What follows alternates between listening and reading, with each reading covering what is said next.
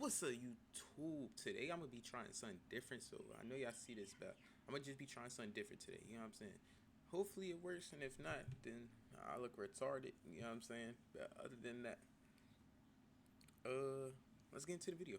So before I start the review, I want to briefly address the title of this video, which is Gojo's new ability revealed, or whatever I end up titling it. Because technically, for the first time in this series, and I say technically as it was somewhat shown in the beginning, but at least to a greater extent now, we're seeing Gojo manipulate and controlling objects in this chapter. To be honest with you guys, I didn't even know about this until recently. I feel like it would be disingenuous to say that, you know, something like this was obvious, because unlike by the way, spoilers warning. Blue, Red, and Hollow Purple, they've all been explained in the manga, whereas this sort of quote-unquote telekinesis capability, well, it doesn't have to be explained since it's just something that makes sense for Gojo to do, as it fits within the logistics of the Limitless technique. We'll go more into it in the review. I know it's a short chapter with little dialogue, however, some of the action sequences here leave very ambiguous interpretations, so yeah, without wasting any more time, let's get straight into it. So after facing the 200% purple and losing his hand, we see that Sukuna is able to easily heal it back again using reverse curse technique. I mean, come on, none of us really expected that he couldn't heal his hands, right? Sukuna mentions that Gojo is too happy. You gotta think about it. It was like, oh, that makes it seem like, hold on, let me put out my seat because y'all can't see.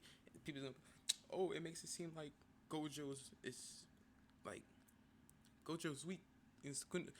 I don't know, bro. But long story short, bro, this is what I think the fight's gonna be. Before he talks about the ability, I feel like the way it's gonna be like is Sukuna. He's like, they're both trying, right? Like they're both like fighting, whatnot, and eventually Sukuna's gonna get the upper hand. Like it's gonna be even, but Sukuna's just gonna start overpowering them and be like, "Oh, you're trash," and then Gojo gonna get a power up, like always. The main characters always get, and it's gonna be a little bit more difficult. But Sukuna's still gonna have the upper hand, and then that's where the rest of the Jujutsu Kaisen people try to like attack Sukuna. When the Sukuna allies be like they find his 20th finger, right? And they give it to Sukuna. So after Sukuna takes that, right, he's just overpowering Gojo. You know what I'm saying? So far this is a fight. They even right now. Gojo gets the upper hand. I mean, so look, Sukuna and Gojo is gonna fight, right? But they're fighting right now. Sukuna and Gojo are gonna be even. Then Sukuna gonna get the upper hand. Gojo is gonna get a power up, and it's gonna be even. And then one of Sukuna's allies said that they found his 20th finger. Give Sukuna his 20th finger, and like Buddy's on a whole complete different level. And that's when he decides to show his face. You know what I'm saying? And after that, that's when the rest of Jujutsu Kaisen sorcerers is gonna jump in. You know what I'm saying? That's what I think, because the person that made Jujutsu Kaisen, I forgot his name, he was like, there's only two ways the show is going to end, and he was dead set on that. You know what I'm saying? Unless he just did that to throw everybody off. You know what I'm saying? But other than that, that's how I think it's going to go down. And if it do happen like that, y'all need to drop a like. Y'all need to give me the 10,000 subs, bro.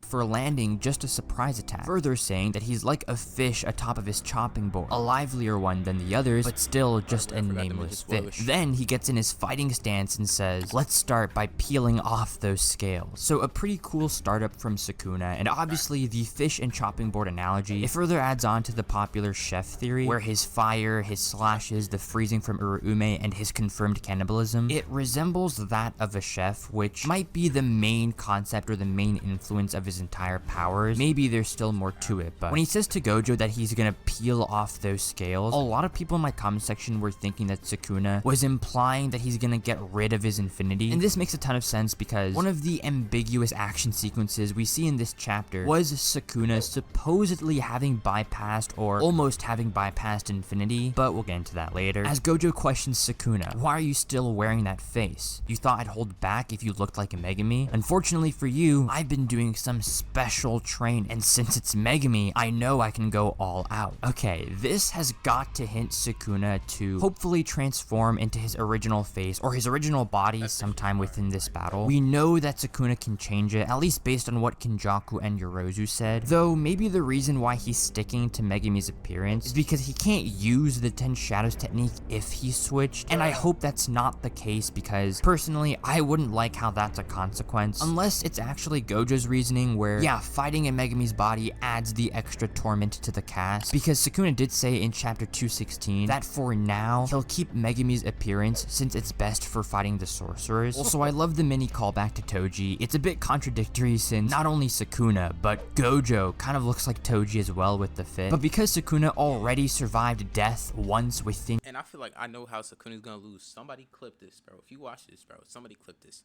I feel like Sukuna's gonna lose the Yorichi. I think that's his name, dude with the pink hair. I haven't watched Jujutsu Kaisen. I just been keeping up with people been saying, so I'll do like episode reviews. I actually have to keep up with, and I feel like he is gonna be the reason because he came up with this new technique, right? And it's like manipulate. He could go into the other person's body, right, or something like that, and he's gonna tell Megumi fight. Boom, boom, boom, boom. I just couldn't lose or not, right? And like he's gonna be the reason, like him. I'm saying it right now. Yorichi's gonna be the reason that Sukuna lose, and also because Sukuna said nobody paid attention. She was like, "You remind me of somebody that I used to know in the past."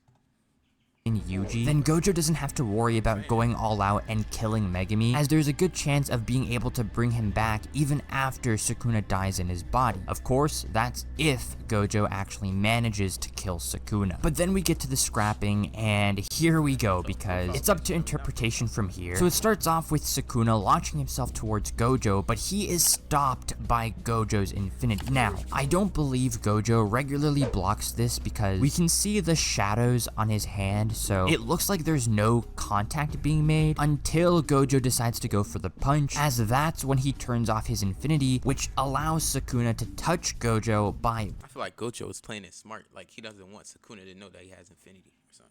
Because, is it only, like, could Sukuna use it as well, or is it just for... blocking the punch? Now, I've heard people say that this is domain amplification, and don't get me wrong, it makes sense for Sukuna to use it, but for Gojo, it doesn't really. Like, I don't see why Gojo would want to use domain amplification against Sukuna here. It's not like he's trying to neutralize his curse technique during this sequence. I think it's more that Gojo just turns off his infinity every time he wants to actually make contact, so whenever he goes in for a physical attack, meaning the whole cursed energy flow is likely just cursed energy reinforcement, at least in Gojo's case. For Sukuna, yeah, there's more believable evidence that he is using domain amplification, but we'll get into that later. As with Gojo's infinity turned off for a quick moment, Sukuna attempts a jab, but Gojo dodges it by intentionally dropping on the floor like a badass and whips his arm to send Sukuna on the wall, surprising the King of Curses, and creates further pressure by using what looks like red to make Sukuna break into multiple layers. As soon as Sukuna... My fault, y'all. I just seen this. Somebody sent me a what's it called saying how McDonald's started a restaurant with no employees. Like, the food is made. I don't trust that. Sukuna gets back up. Gojo powers... I ain't gonna get into that spiritual stuff. You know what I'm saying? I could though, but I'm gonna be a target. Stomps, and this is really interesting because I think Gojo's applied infinity here with his feet. So Sukuna being near radius, it feels like each stomp is a mini earthquake to him. Okay, not really like a mini earthquake, but you know what I mean. There's just a lot of force pushing Sukuna away, and that's why he's sort of like stumbling without Gojo actually kicking him. But once Sukuna regains his footing, instead of stomping this time, Gojo jumps and breaks the bridge Sukuna is on, throwing it towards a building, although Sukuna is able to evade the crash by dropping down below in the nick of time. Okay, so to elaborate on Gojo moving objects, it's a type of telekinesis, not to be confused with telepathy where users manipulate objects with their brain. No, it's more like Gojo is precisely using blue to lift the bridge and then red to repel it, or he's actually using blue again to repel it because he creates another attraction point. I know the blue we saw in hidden inventory, it was more destructive, but that's because Gojo just put more cursed energy into the technique. When he fought the paper bag man, Gojo created an attraction point between the two clones to crash into each other. So it's kind of like the same here, but on a much more precise level. It's not the telekinesis like Wanda or Raven from Teen Titans, because Gojo's space manipulation is obviously more complex, but technically he can do it to the same extent as them since, yeah, in hidden inventory, Gojo stated that he can simultaneously activate multiple reds and multiple blues at the same time. That was around 10 years ago, so now this should be light work for Gojo, and of course, his 6 eyes prevent his brain from frying while performing such complicated maneuvers. But back to the chapter, Sukuna runs up on Gojo and launches a dismantle in the form of Yusuke Urameshi himself. And this dismantle hits the building behind Gojo, which I think was intentional. In the spoilers, it was assumed that the slash repelled or bounced off of Gojo's infinity, but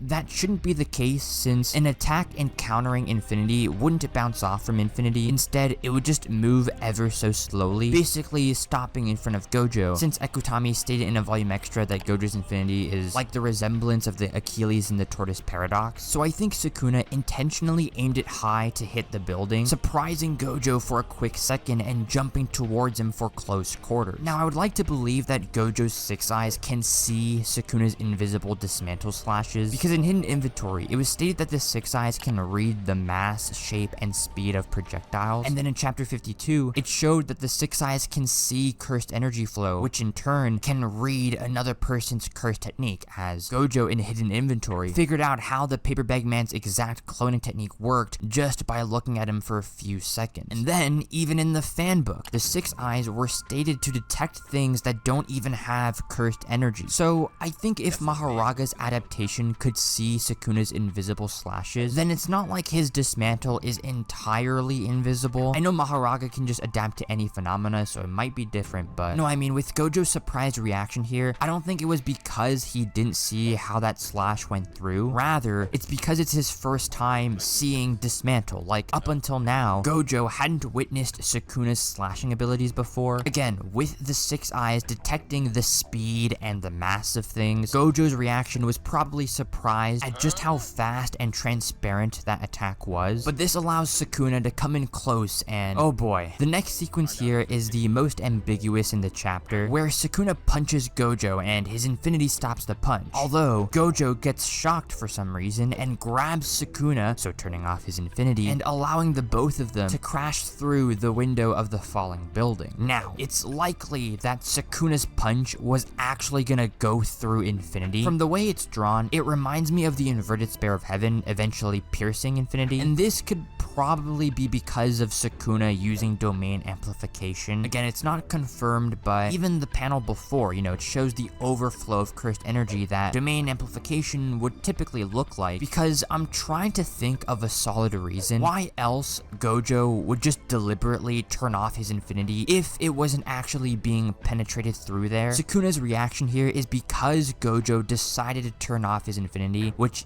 probably caught him by surprise. And I've heard people say that Gojo did it to teleport him and Sukuna inside the building, but we see the window crack, implying that, yeah, they smashed into it. Even though Gojo's teleportation is the warping type, I feel like Blue's magnetic force would also crack or smash the other windows nearby. So yeah, let me know in the comments if you also think that Sukuna's punch was actually in the process of bypassing infinity there. Nonetheless, they interact inside the falling building, so they're kind of like falling at the same time. But Gojo grabs a door in between them, and just as they're about to punch the living crap out of the door, shout out to Gojo posing Gon's Janjankin, the building reaches the ground, causing massive destruction in the surrounding area. The damage might have been amped up by the colliding punches of Gojo and Sukuna as well. Nonetheless, as the smoke clears away, the chapter ends with the both of them surviving the fall, casually being beside each other, as within this moment, from seeing the damage they've caused, reflecting on the little warm-up they did, both are seen to be in solitude, as they've truly found an opponent that's the same as themselves, an opponent that disregards the isolated feeling and power, as this battle will truly proclaim who deems the strongest sorcerer of all time. Honestly, I really love this moment. It's almost like two friends acknowledging each other, and yeah, especially seeing Sukuna's face expression here, like he's truly happy and thrilled to finally find an opponent that can validate his own strength. Like I said earlier, this chapter was clearly a warm-up if anything. Also, Gojo mentions how Meimei's birds are broadcasting this entire fight, so he's bummed by getting caught in 4K, exposing that he caused the destruction in Shinjuku, and that, he might have to deal with it later in the future, if there's a future for him. I'm kidding, I'll leave that to the comments. But no, let me know your thoughts on this chapter in the comment section down below, and with all that being said, I'll catch you guys in the next one. That was fire. You know what I'm saying? But other than that, that's it for the YouTube video, man. Tell me what y'all think in the comments, bro. But other than that, that's it. And y'all stay safe. Don't smoke, no drink, none of that. And we is out.